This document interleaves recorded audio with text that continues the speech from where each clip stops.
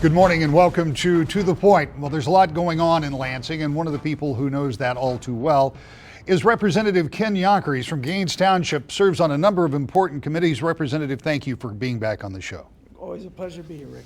I want to start talking about one of your roles, and that's on education. And a little later on, I want to talk about the education budget and perhaps how that's moving along. I know over in the House this past week, you guys passed out some big budgets, but I want to talk about something that has really been dominating a conversation, and not just in the state of Michigan, but around the country. And it's about gender recognition, gender identification, and our State Board of Education recently submitted a report, recommendations, whatever you want to call them, to talk about that. Before we get to that, let's talk about the Board of Education here in the state of Michigan, how it works, who they are, and why most people watching this show this morning don't even know they exist. Yeah, and that's one of those areas in our government that has never been a priority. I know before I became real active in the political world, it was just, well, those are names, I don't know who they are, don't know where they're from, but we got to have those people in place because the State Board of Education is a constitutional entity. It is a department on their own authority that is responsible for the education of our kids in our state. And they make the decisions what standards are applied in our schools, and they make decisions on policies that's going to affect our schools. And the school districts on their own, they have the authority to pick their curriculum that meets the standards that the department sets. Okay, so the legislature has nothing to do with that. And that's an interesting distinction because the State Board of Education says these are the standards that you as a state school must live up to. You then have the ability as a school district to figure out how you get to those standards. Correct. And all those state board members are elected by the people every 4 years, and that's it aligns with the governor's race. So in West Michigan, we have one representative on that board. She lives in Grand Rapids, and a very good representative at that. She's a very energetic lady, has good ideas. Grand Rapids Schools, we can see the growth and the improvement that's been going on there. She's one that was a driver with that. So we have a very good representative, but it's only one. She's one voice from West Michigan. And all the other board members consistently are elected from the east side, from Ann Arbor into Detroit into Macomb, Oakland counties in that area. No representation is taking place from West Michigan. So our viewpoints, how schools are run, and our schools are some of the most successful in the state. And that's not being carried over into Lansing. So I don't think it's a good system the way it currently is. And I think that if we're going to make that fair representation, we should have the state board members elected by regions. So every region in the state has a voice on that board. So it would be more akin to the way we elect representatives Exactly. or state senators, Exactly. so they would be geographically spread around Correct. the state. That would be the minimum that should be a reform there. But even at that, most states, we're one of the very few states that have an elected board there. Really the way it should run is the way all our other government agencies run, and that person, the state superintendent, I believe should be appointed by the governor. There should be an oversight department of the governor. And the reason I say that is because a governor, education is very passionate to everybody. Doesn't matter what party you are. So if you got a Democrat governor in there, a Republican governor in there, they're going to focus on this issue because it's as important to both parties. So you kind of remove the political agendas out of that position. Where now we just have a small group of people from one side of the state and their political agenda gets carried through in our schools. Well, whether or not having an appointee would remove political agendas might be up for debate, but let's talk about that for a little bit because that would require a constitutional change if you wanted to do that and make that part of the executive branch like other agencies are. But there would also be the argument, and this is one of the arguments we heard this week, when over in the Senate there was a movement that may or more likely may not go anywhere to take Michigan out of the Common Core designation. That was something that happened on this governor's watch. The legislature said, yes, we will go along with Common Core. There are some members in the Senate, I'm sure some in the House, that say we don't think that's a very good idea. But without getting into that long protracted discussion, which we certainly can, No. the school board made the point, look, we can't have the legislature set curriculum policy or even standard policy. You need to have a consistent driving force. You need to have consistency in how schools are being told they need to educate rather than have it to the political whims of the legislature. Is there some validity to the fact that there is some stability by having that board and that's their only responsibility and they aren't answerable to the legislature?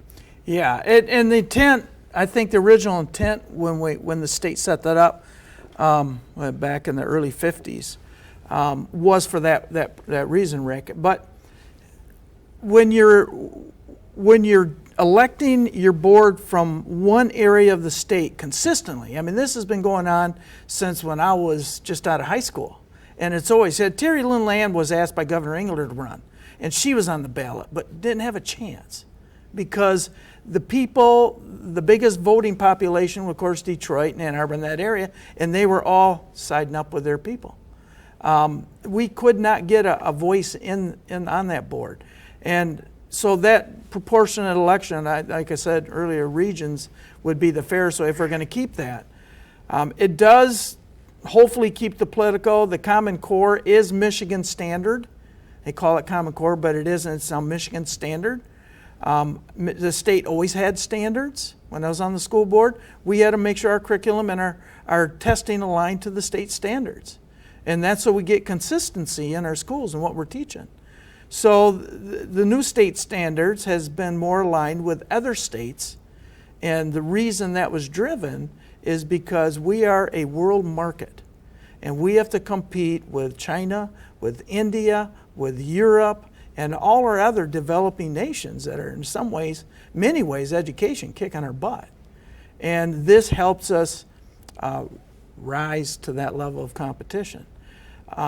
So we need a group that isn't politically pushed in all different directions. I get that value. I think there's real good purpose in that. But we just aren't getting the voice of the state as a whole on that board. The issue about standards, where those standards originate and how those standards are implemented is a conversation that I would like to have.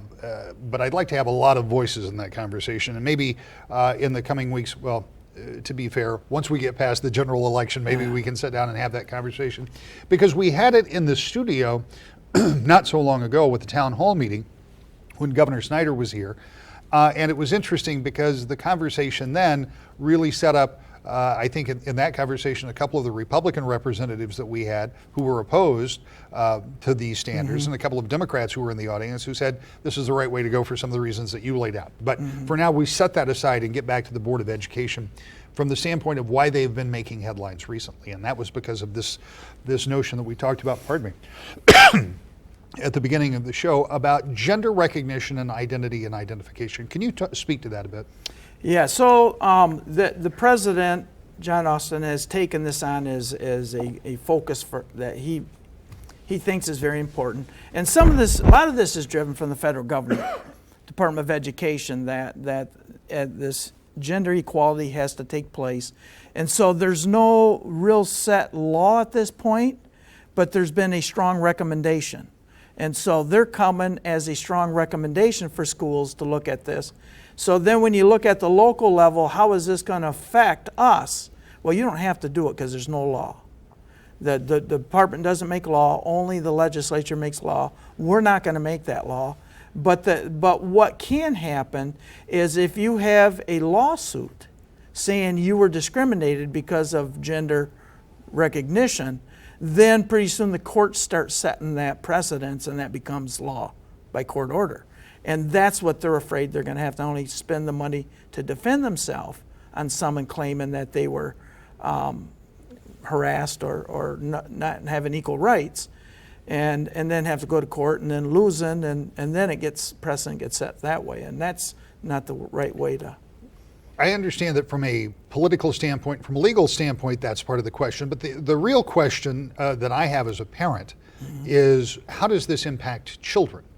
And what is the solution if we are under some kind of an edict and if there is some responsibility to recognize individuals as they identify. How do we do that in such a way that it impacts everybody as positively as possible? And does it come down to the legislature making some kind of law that is somehow prohibits that?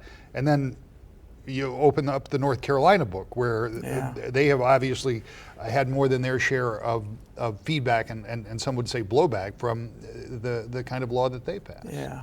I think we're going to have to wrestle with this. I'm not sure we're going to get that done in my term, the time I have left, because this is a larger discussion we're going to have.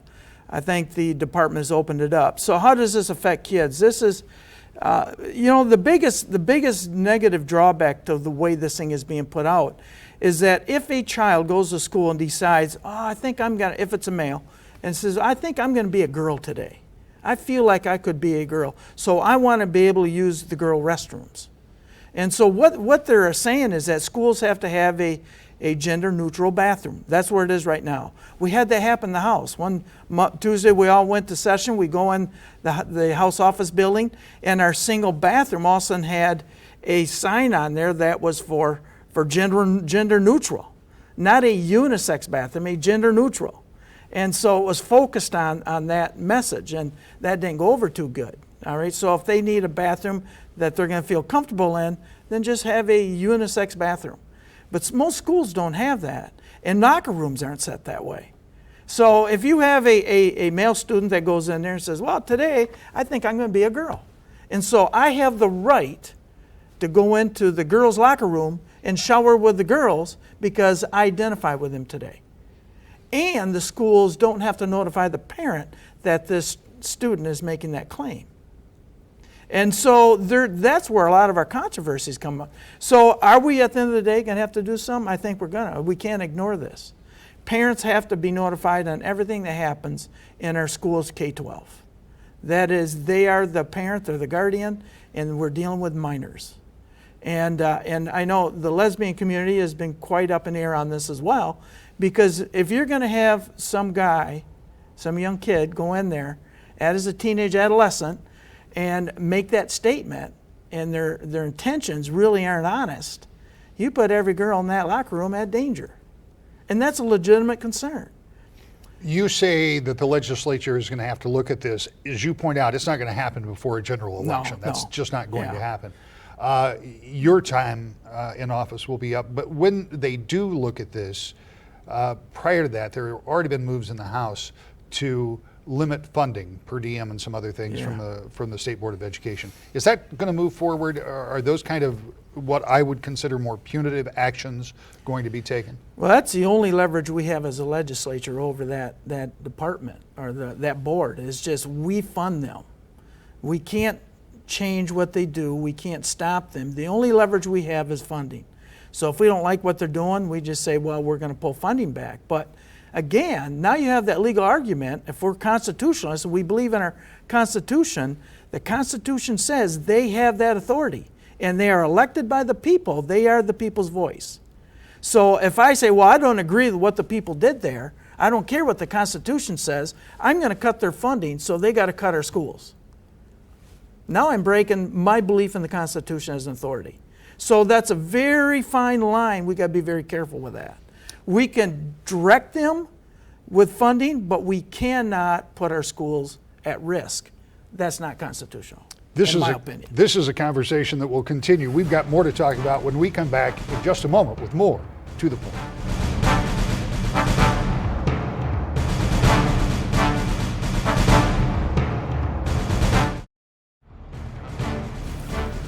Welcome back to the Point. Representative Ken Yonker is with us today. I mentioned at the top of the show, you serve on a lot of committees. I had to write them all down. Education, health policy, regulatory reform, tax policy, transportation, and infrastructure. One of the big things when you think about this time of year in Lansing is budget and appropriations. And just this past week, you and your colleagues voted out billions of dollars of spending priorities. It'll end up being about a $55 billion budget by the time it's all done. Senate will take up action on their views next week, and then we anticipate that all comes back into some kind of a conference, so the differences will be worked out. Unless they just decide to pick up the House version and run with it, which seems unlikely to me. Not going to happen. Talk to me a little bit about what you think some of the priorities are in this budget, given your service on these committees. Well, our priorities this year are education, K-12 education, and higher education has got a pretty good increase in our budget. Education, K-12, we've implemented some third grade reading initiatives by law, because we know if we're going to improve the education in the state, we have to get our third graders at third grade reading before we move them on, if possible. And if we don't, our kids will continue to struggle, because by fourth grade, with our standards, we're expecting our kids to learn by reading. If they can't read, they're going to start falling behind every year, more and more and more. And it's the further they go, the harder to catch them up. There is so much help we can give them from kindergarten to third if we know where their weakness is, and that's part of what we're going to do. And so we're going to increase the funding so the teachers get the tools, they get the training, and we wrap around full support around these kids from K through third grade, so we get them reading.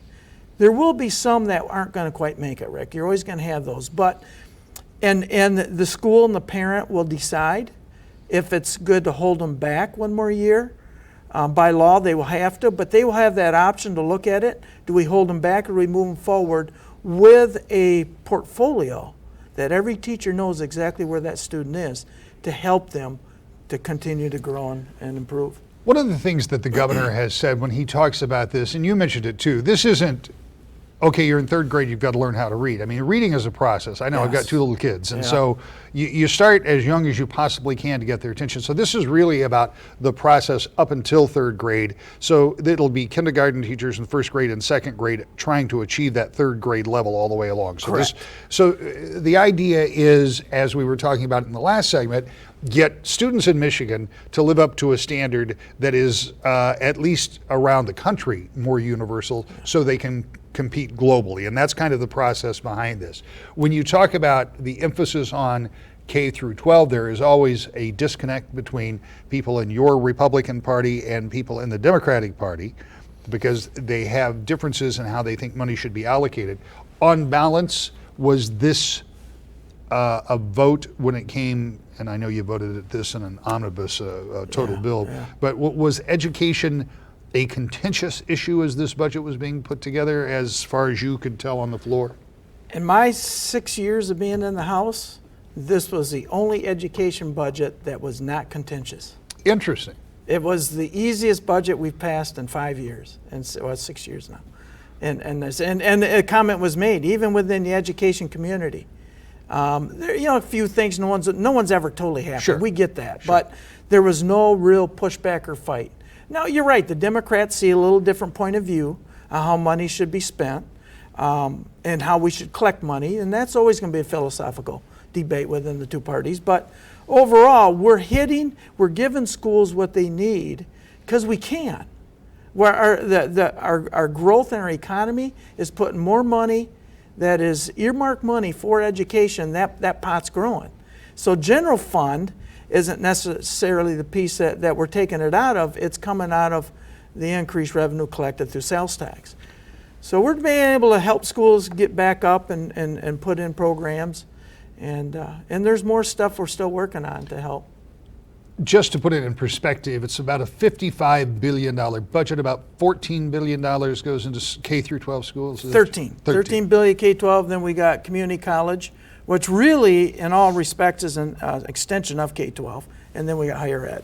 So we're about 14 billion total. As a reporter, I always try to make sure that I'm not asking questions that are just because of my own interest. They need to be broader than that. They need to apply to the people who are watching this show or the stories I do during the week. So while this is very much information for Rick, it also, I think, is for a lot of people. You talked about higher education and putting more money into higher education. I know in the past that more funding for higher education has been linked to a promise that their tuition expansion would be limited. Not that they're not going to increase tuition, that it would be smaller. And look, I have some great friends in the higher education field. I appreciate some of what they're up against. But I also know that in large numbers, students in Michigan and around this country are leaving our four-year higher education institutions with enormous debt, the kind of debt that you could buy a house for. Yeah. Is there a way, and I know it can't happen tomorrow, but with additional funding from the state and other resources, that tuition costs can somehow be at least capped, if not reduced? You know, Rick, when I was at Michigan State doing my studies, my tuition was, it was like $5,000 for my tuition per year, and then I had living expenses, but just my credit hours. And I paid my way and paid cash. I never walked out of that place in debt. But the difference then, the formula was 70% of the cost of a higher ed was covered through taxpayers. 30% is what I was responsible for. Now we reverse that. Over the Engler and Grant administration, that's been cut. So that's where we're getting such an imbalance for our students today. And the taxpayers aren't really excited, unless their kids are in higher ed, about paying more taxes for that. So as we continue to grow our economy, we're proportionally putting those dollars back in those places. We have not taken the choice of raising taxes to backfill it. We need a strong economy, and we believe that if we keep the regulations under control and keep the excessive taxes on our businesses under control, we'll continue to grow good, healthy workplaces in the state, and we'll continue to grow that revenue like we are right now. I mean, 450,000 new jobs this year. It's phenomenal. So there's all that good stuff, and that's how we begin to balance, get that back. I wanted to wrap up this show by talking about your 6 years in office, and we've actually run out of time before we get there, so I'm going to have you come back and do that. But one quick note on education, and this is in full transparency. Speaking of the time when my high school class graduated and we all ran off to college, and you talk about the cost, one of the things I always try to balance that with is not only were college tuitions much, much, much cheaper, but you could buy a new Corvette for about $12,000. That's right. So there is a certain cost. It's a ratio. Yeah, there is a connection. It's real time. I got about 30 seconds left, and I really do want you to come back. As you prepare to leave in 30 seconds or so, what's your take on what this past 6 years has been in the House? Well, it's been an honor.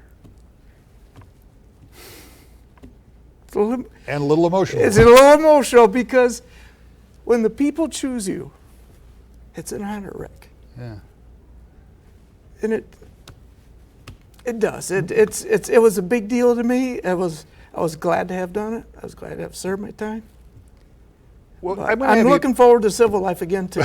We're going to have you come back because I think you've got some more takes on that, but I have simply run out of time. As always, I appreciate your time, and I want you to come back and join us in just a moment when we return with more To the Point.